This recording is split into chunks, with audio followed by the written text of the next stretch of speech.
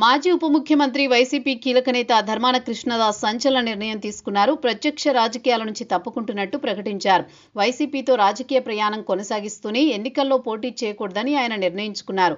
వయసుతో పాటు తన రాజకీయ వారసుడైన కుమారుడికి అవకాశం ఇవ్వాలనే ఆలోచనతో కృష్ణదాస్ ఈ నిర్ణయం తీసుకున్నట్టు చెబుతున్నారు.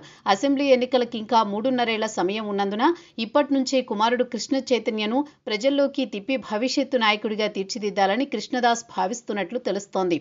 ప్రత్యక్ష రాజకీయాల నుంచి తప్పుకుంటున్న కృష్ణదాస్ ప్రకటన చేయడం వైసీపీలో తీవ్ర చర్చకు దారితీసింది. శ్రీకాకుళం జిల్లా నర్సన్నపేట అసెంబ్లీ నియోజకవర్గం నుంచి 4 సార్లు ఎమ్మెల్యేగా ఎన్నికైన కృష్ణదాస్ అనూహ్య నిర్ణయమే తీసుకున్నప్పటికీ ఇది ఆకస్మిక ప్రకటన చేయడంతో కార్యకర్తలు షాక్కి గురయ్యారు.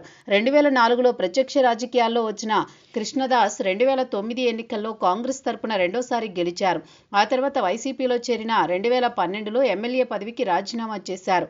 ఆ తర్వాత జరిగిన ఉప ఎన్నికల్లో పోటీ చేసి గెలుపొందారు. 2014లో ఓటమి తర్వాత 2019లో 4వసారి విజయం సాధించారు. మాజీ ముఖ్యమంత్రి జగన్ కేబినెట్లో తొలి 2.5 ఏళ్లు ఉప ముఖ్యమంత్రిగా పనిచేశారు.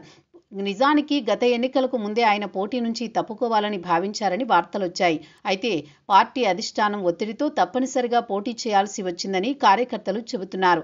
2004 ఎన్నికలకు ముందు ప్రభుత్వ అధికారిగా పనిచేసిన కృష్ణదాస్ తన సోదరుడు మాజీ మంత్రి ధర్మాన ప్రోద్బలంతో 2004లో జరిగిన అసెంబ్లీ ఎన్నికల్లో నర్సన్నపేట నుంచి గెలిచారు. ఈ నియోజకవర్గం 1989 నుంచి ధర్మాన కుటుంబానికి కంచుకోటగా చెబుతారు.